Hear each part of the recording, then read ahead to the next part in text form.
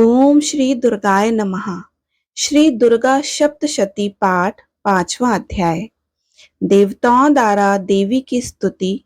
चंड मुंड के मुख से अंबिका के रूप की प्रशंसा सुनकर शुंभ का उनके पास दूत भेजना और दूत का निराश लौटना। विनियोग। ओम।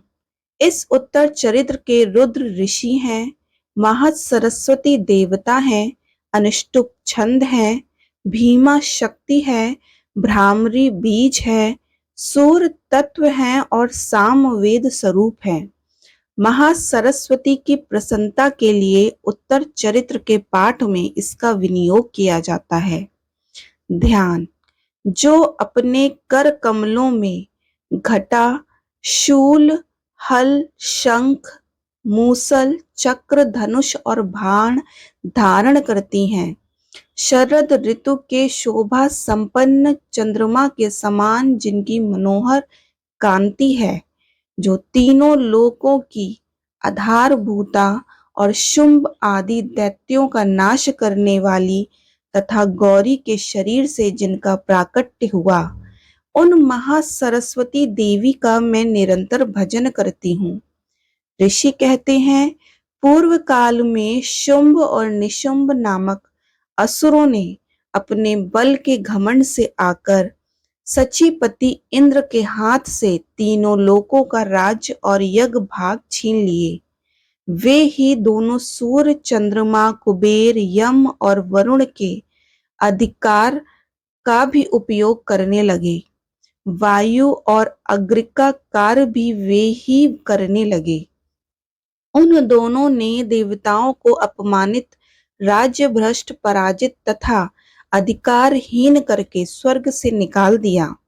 उन दोनों महान असुरों से तिरस्कृत देवताओं ने अपराजिता देवी का स्मरण किया और सोचा, जगदम्बे ने हम लोगों को वर दिया था कि आपत्ति काल में स्मरण करने पर मैं तुम्हारी सब आपत्तियों को तत्काल नाश कर दूंगी।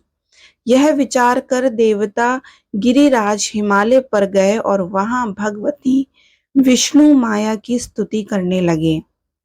देवता बोले, देवी को नमस्कार है, महादेवी शिवा को सर्वदा नमस्कार है, प्रकृति एवं भद्रा को प्रणाम है।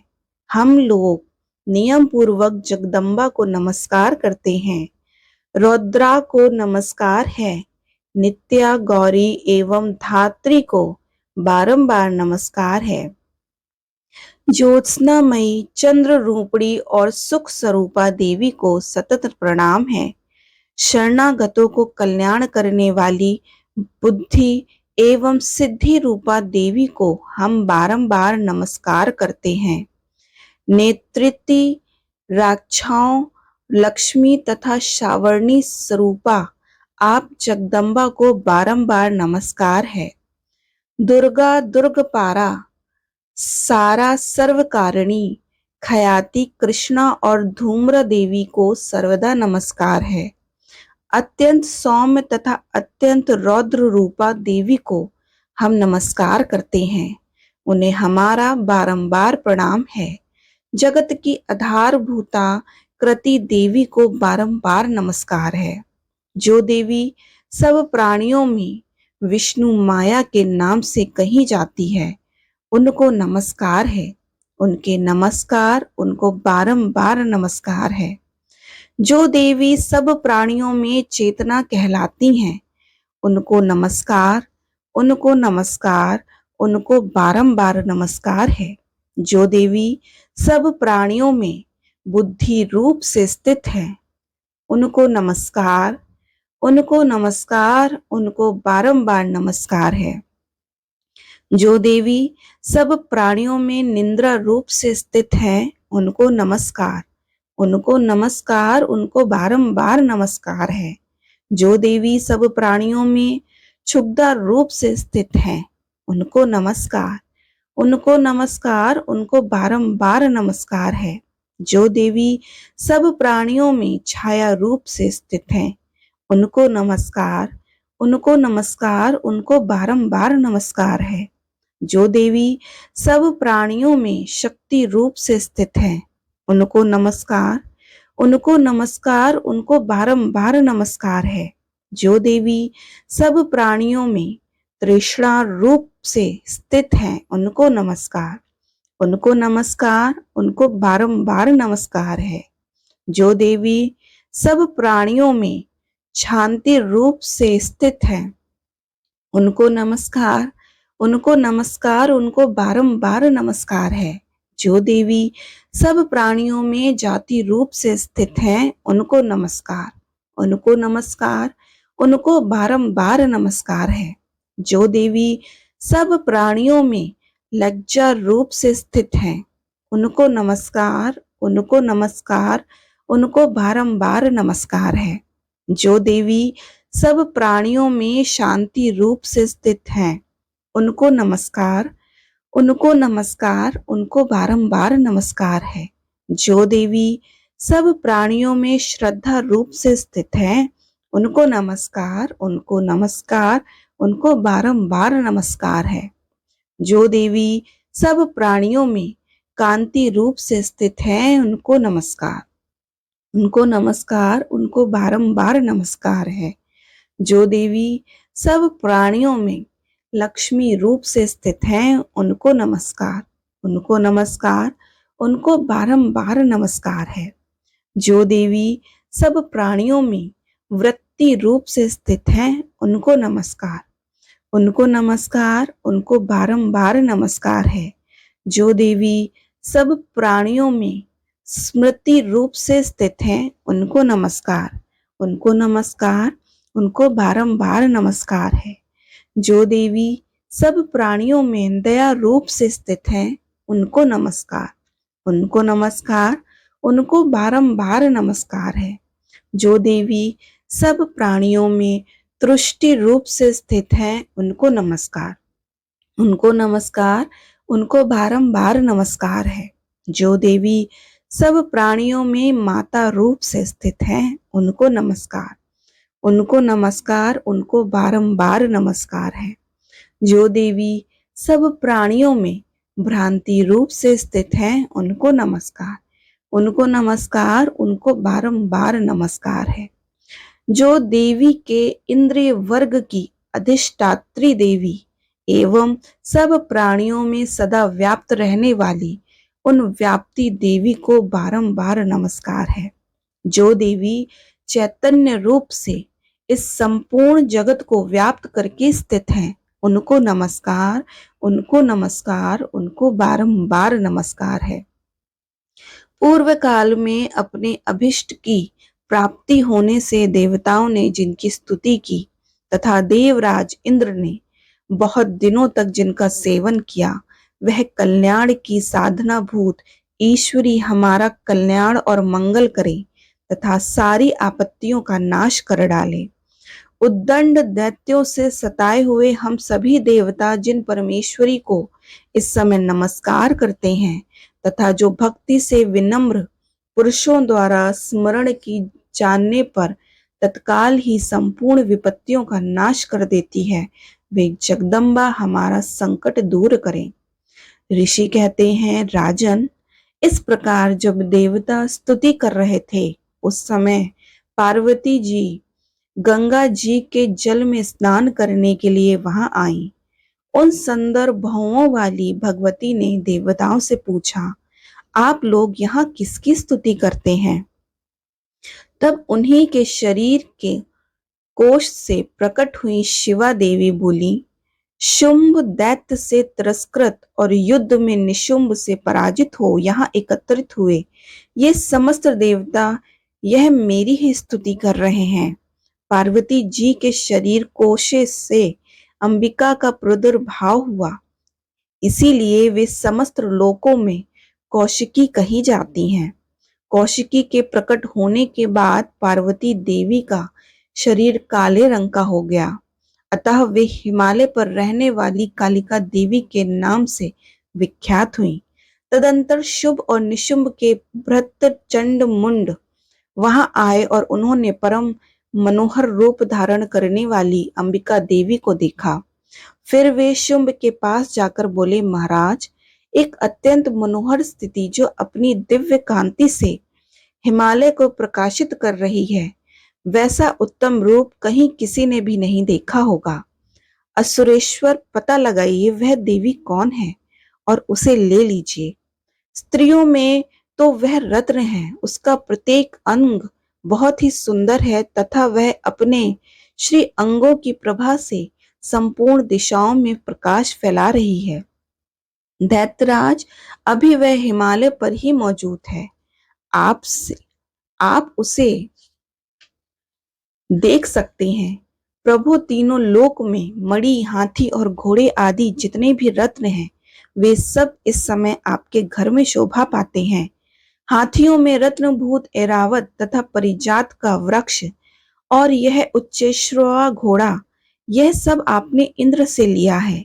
हंसों से तो जुता हुआ यह विमान भी आपने आंगन की शोभा पाता है। यह रत्नभूत अद्भुत विमान जो पहले ब्रह्मा जी के पास था, अब आपके यहाँ लाया गया है। यह महापद नामक निधि आप कुबेर से छीन ले आए हैं। समुद्र ने भी आपको किंजलिनी की नाम की माला भेंट की है, जो केसरों से सुशोभित है, जिसके कमल कभी कुमलाते नहीं। सुवर्णों की वर्षा करने वाला वरुण का छत्र भी आपके घर में शोभा पाता है तथा यह श्रेष्ठ रथ जो पहले प्रजापति के अधिकार में था, अब आपके पास मौजूद है।